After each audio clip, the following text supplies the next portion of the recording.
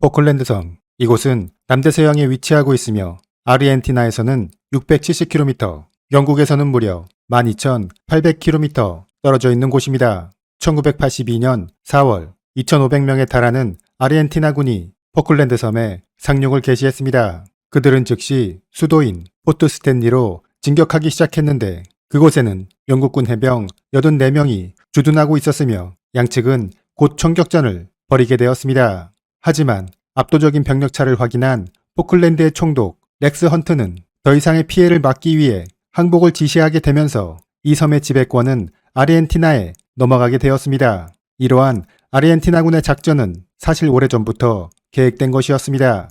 당시 쿠데타로 정권을 잡았던 아르헨티나의 갈티에리 대통령은 자국민들의 불만을 무마시키고 그들의 관심을 다른 곳으로 돌릴 수 있는 국제적인 사건이 필요하다고 생각했는데 그것이 바로 포클랜드 섬 공격이었습니다.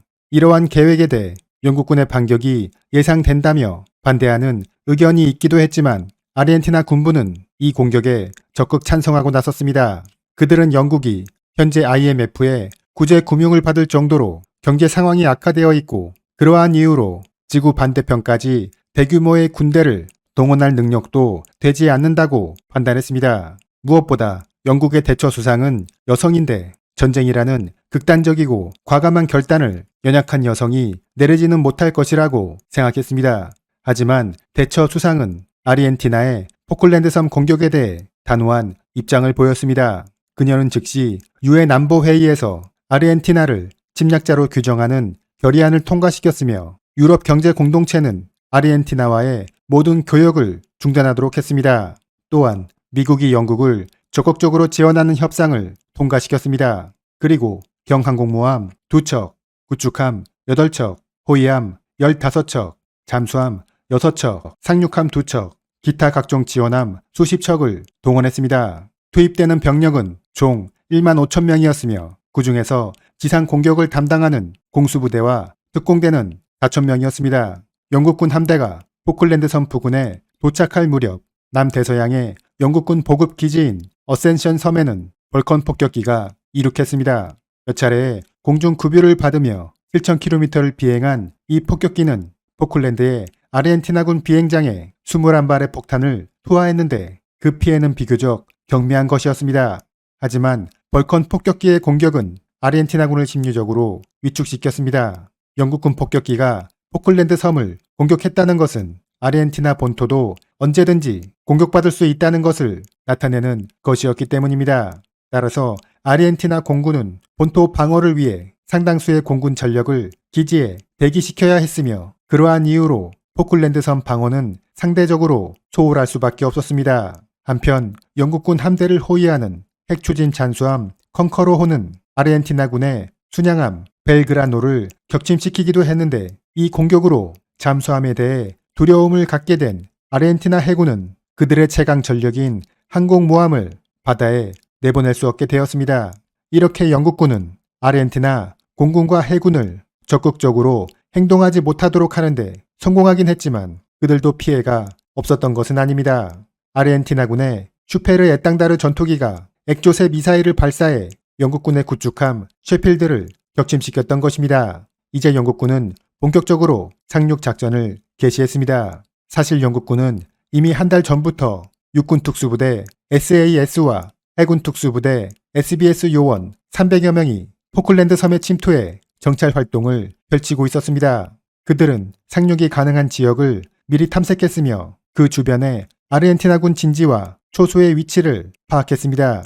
그 결과 상륙 지점으로 가장 적합한 곳은 동포클랜드의 상카를로스로 선정되었습니다. 그곳은 정박지에 수심이 깊고 여러 함정이 동시에 입항할 만큼 공간이 넓으며 주변 산악 지형으로 인해 액조세 미사일로부터 상륙군을 보호할 수 있는 지역이었습니다. 영국군은 그곳에 강습 상륙함을 투입해 지상군 4,000명과 곡사포, 대공 미사일, 경전차 등을 상륙시켰습니다. 이중 포병부대는 총 5개 포대가 30문의 야포를 보유하고 있었는데 그 모델은 L128 105mm 곡사포였습니다. 1975년 영국에서 개발된 L118은 당시로서는 비교적 최신 무기였는데 헬기로 수송이 가능하도록 하는 것이 조건이었기 때문에 무게는 1.8톤에 불과했습니다. 총 6명의 인원이 운용하며 사거리는 17km, 분당 발사 속도는 6발입니다. 영국군이 산카를로스에 상륙하자 9,000명의 병력으로 이루어진 아르헨티나군은 그들의 진지를 더욱 견고하게 구축했습니다. 영국군은 병력을 3개의 방향으로 진격시켰는데 북쪽은 제45 코만도 대대, 중앙은 제3 공정대대, 그리고 남쪽은 제2 공정대대였습니다. 남쪽으로 진격하게 된 제2공정대대의 1차 목표는 구스 그린이었는데 그곳은 아르헨티나군의 주요 진지로 약 1,400명의 병력이 주둔하고 있었으며 각종 야포와 대공포 그리고 푸카라 공격기를 보유하고 있었습니다. 영국군 제2공정대대가 구스 그린을 향해 진격을 실시했지만 그들도 몇 가지 문제가 있었는데 그것은 수송을 담당하는 헬기가 부족하다는 것이었습니다. 며칠 전 영국군 수송함 애틀랜틱 컨베이어호가 대한미사일에 의해 격침되었는데 이로 인해 그곳에 실려있던 XS 헬기 6대, 치누쿠 3대, 링스 1대가 파괴되었던 것입니다. 따라서 제2공정대대를 지원하는 포대에는 단 12소트의 헬기만이 할당되었고 이 때문에 수송이 가능한 양은 야포 3문, 포탄 1,000발이 전부였습니다. 드디어 구스 그린에 도착한 제2공정대대는 아르헨티나군과 전투를 벌이게 되는데 전황은 영국군에게 매우 불리했습니다. 아르헨티나군은 곳곳에 견고한 기관총 진지를 구축하고 있었고 여러 문의 야포도 보유하고 있었지만 영국군은 별다른 엄폐물이 없는 개활지를 통과해야 했기 때문입니다. 당시 아르헨티나군이 보유한 야포는 모두 56, 105mm 곡사포였습니다. 이탈리아 오토멜라라사에서 개발한 이 야포는 산악 여단을 위해 개발되었으며 무게가 1.1톤에 불과하고 수송이 편리하며 사거리는 11km였습니다. 그들은 L-33 155mm 야포도 보유하고 있었습니다. 아르헨티나의 시테파사에서 생산된 이 포는 무게가 8.2톤이어서 C-130 수송기에 의해 공수되었으며 사거리는 24km입니다. 아르헨티나군의 공격으로 고립된 제2공정대대는 희생자가 계속 늘어가게 되자 무언가 돌파구를 마련하기 위해 고심하게 되는데 여기에는 대대장인 존스 중령도 적극적으로 참여했습니다. 하지만 그는 적의 기관총 사격에 전사하고 말았습니다. 부대의 지휘권을 인계받은 키벨 소령은 66mm 로켓을 사용해 적의 진지를 격파해 나갔으며 105mm 야포 3문은 전투지역 가까이로 이동시켰습니다. 그는 강한 바람 때문에 탄착점이 분산된다고 판단하고 사격 거리를 짧게 정확도를 높이려 했던 것입니다. 그의 작전에 따라 영국군은 아르헨티나군의 진지를 점차 포위해 나갔으며 여기에 해리어 전폭기가 시위 기동을 실시하자 아르헨티나군은 결국 항복을 선언했습니다. 구스 그린 전투 결과 아르헨티나군의 전사자는 45명이었고 나머지 1,400명의 병력이 항복했습니다. 반면 영국군의 전사자는 15명입니다. 당시 항복한 아르헨티나군은 영국군의 병력이 600명 정도에 불과했다는 것에 매우 놀랐다고 합니다. 영국군은 구스 그린 전투를 통해 다음과 같은 교훈을 얻게 되었습니다.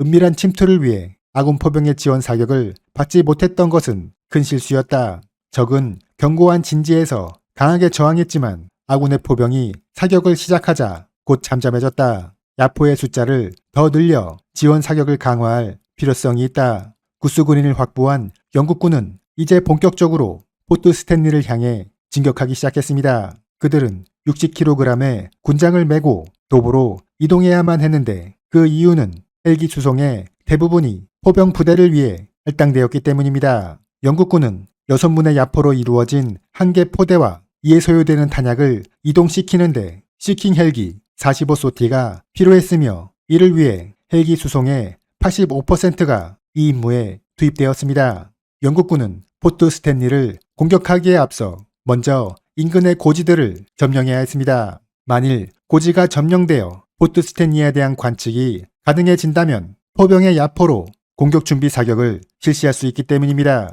제3 코만도 여단과 제5 보병 여단이 해리워드 고지와 텀블타운 고지, 와이어리스 능선 등을 점령해 시야를 확보하자 야포 30문으로 이루어진 5개의 포대가 일제히 포탄을 발사했습니다. 포트 스탠리에 대한 공격은 해리어의 폭격이나 함정의 함포 사격도 있었지만 야간이나 바람이 많이 부는 환경에서도 지속적으로 운영할 수 있는 무기는 역시 야포였습니다. 영국군 포병은 계속되는 사격 요청에 매우 바쁜 시간을 보내야 했습니다. 포탄을 옮기고 신관을 장착하는 인원도 부족했고 추운 날씨로 인해 손이 마비되어 병사들은 익숙한 동작도 실수를 하는 경우가 많았습니다. 포클랜드의 토질도 문제였는데 수분을 많이 머금고 있어 사격을 할수록 포가 계속 진창 속으로 들어가고 말았던 것입니다. 따라서 영국군 포병들은 20발 정도 사격을 하고 난 이후에는 포를 진창에서 끄집어내 옆에서 다시 재방열을 해야만 했습니다. 결국 영국군의 계속된 공격에 전투 의지를 상실한 아르헨티나군은 포트 스탠리의 방어를 포기하고 항복을 선언했습니다. 포클랜드 전쟁에서 양측의 피해는 영국군 전사자 255명, 부상자 775명, 포로 115명이고 구축함 2척, 호위함 2척, 상륙함 2척이 격침되었으며 헬리콥터 24대, 전투기 10대가 손실되었습니다. 아르헨티나군의 전사자는 649명, 부상자 1657명, 포로 11,300명이고 순양함 1척, 잠수함 1척, 각종 함정 6척이 격침되었으며 헬리콥터 25대, 전투기 35대가 손실되었습니다. 전쟁이 끝난 후 영국군은 전쟁의 승리 요인이 포병의 활약이었다고 평가했습니다. 포병은 적의 주요 거점을 파괴하는 직접적인 역할을 하기도 했지만 그보다 더 중요한 것은 적의 사기를 떨어지도록 해 전투 의지를 상실시키는 역할을 수행했습니다. 이 전쟁에서 포로로 잡힌 아르헨티나군은 영국군 포병을 이렇게 평가했습니다. 영국군 병사가 눈앞에 보인다면 군인으로서 무언가 적극적인 행동에 나섰겠지만 적은 보이지 않았고 포탄만 떨어지는 상황에서 나는 아무것도 할 수 없었다. 밤새워 영국군의 포탄이 떨어져 우리는 한숨도 자지 못했고 다음날 아침이면 모두 기진백진해 있었다. 우리가 적의 포격을 받기 시작하면서 이미 전쟁은 끝난 것이었다. 이상으로 마치겠습니다.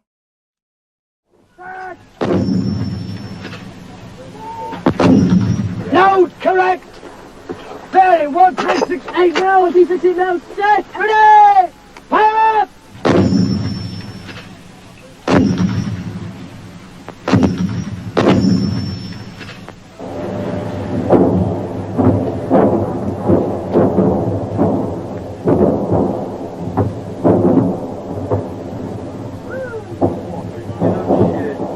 On the Argentine positions, the artillery was falling like rain, drenching the mountains in debris and smoke.